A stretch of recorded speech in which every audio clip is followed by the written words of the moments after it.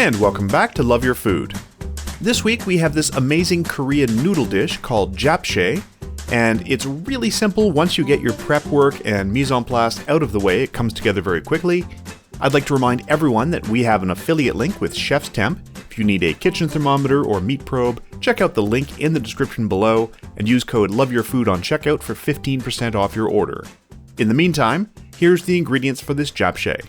So first we've got our noodles, which are specific noodles for this. We have some sesame oil, some soy sauce, some greens, we're using pea shoots, an onion, some sugar, a dehydrated shiitake mushroom, a sweet or hot pepper, some carrot, some green onion, and some sesame seeds.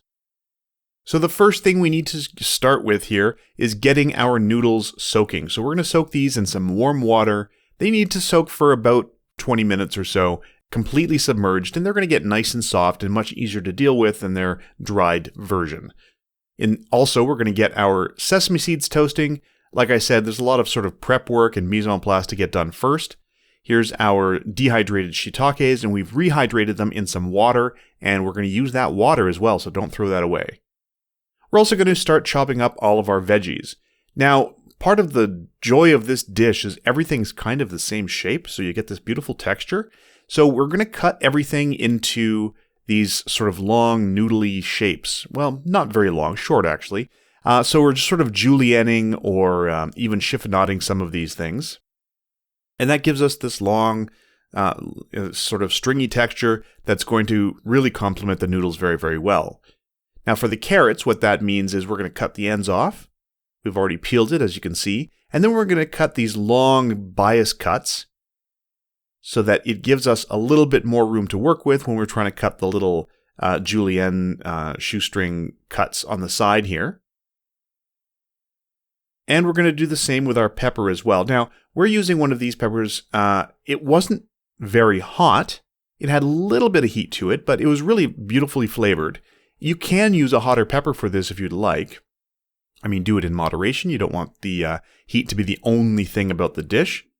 But this is a pretty mild pepper. You can use a jalapeno if you'd prefer. And again, what we're going to do is cut it into these sort of long, thin little julienne slices. If you want to use a mandolin for this, you can. It might be easier, but we actually find it easier just to cut the julienne this way. Once those are done, we are going to take our sesame seeds out of the oven. You can see we just had these in the toaster oven. They're nice and toasty now. And then we are going to French cut the onion, which is going to again give us that same sort of julienne texture here. And then also our rehydrated shiitake mushrooms, but we're keeping that water. Remember to keep that water because we're going to use it in the sauce. And then to put the sauce together, it's quite easy. We're going to dissolve the sugar into the soy sauce and add some water. And in our case, we're using that mushroom water, so it's just a little bit of extra flavor in there. And if you want to warm up your soy sauce just so that the sugar dissolves a little easier, you can do that. That's totally easy to do. And you want to make sure that that sugar is pretty well dissolved in there once you've got everything together. And on top of that, we're just going to add some of that sesame oil. Now, of course, the sesame oil isn't going to completely incorporate at this point because it's an oil. It's going to mostly float on top, but we're just going to mix that in and get it as well incorporated as we can. And just give it a stir in, and this is all going to come together later. So into our pan with some neutral oil, we're going to add most of our aromatics, so the carrots, the onion, the pepper. We're not adding the greens just yet, and we're not adding the green onions yet either. But we want to get these nicely wilted and a little bit translucent in the case of the onions, just to get these give these a head start. A little bit of salt in there. And we're just going to let that cook at a low temperature. We don't want to get a lot of color on them or anything. In the meantime, we're going to take a look at our noodles. So they have been soaking for quite some time. And you can see they are much more flexible now. They are much easier to handle.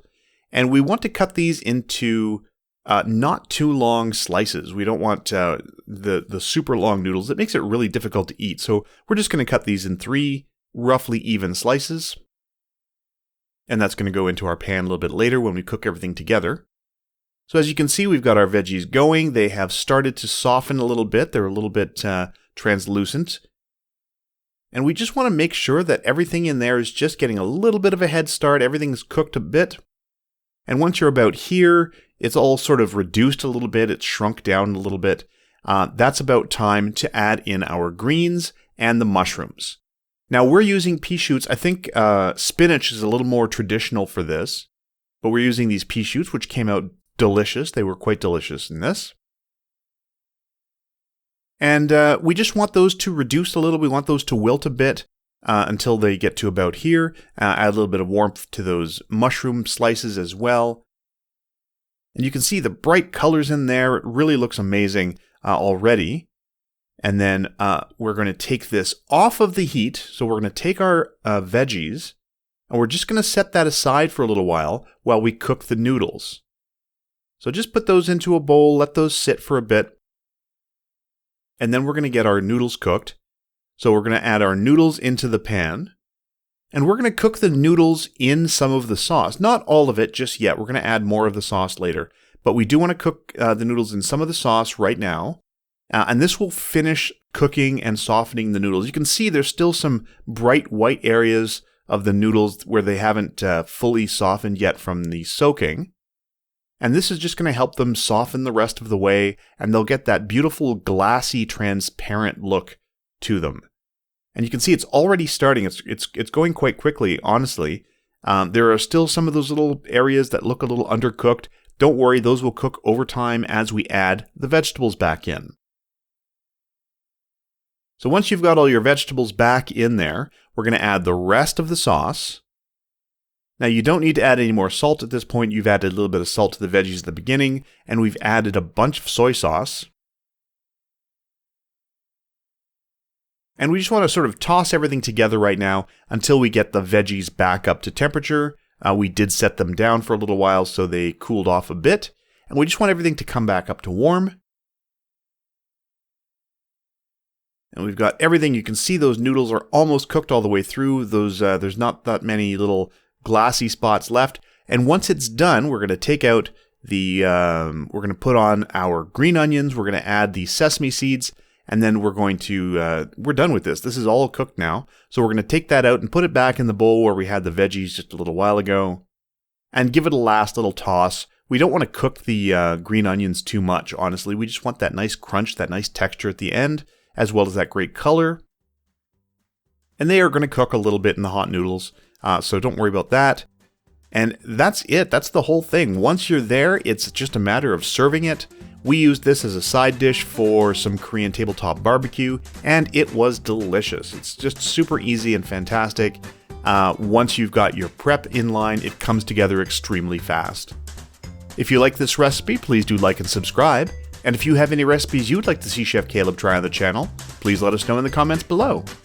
We'd like to thank all of our patrons over on Patreon. If you'd like to support us there, I'll put a link for that in the description below. And remember to love your food.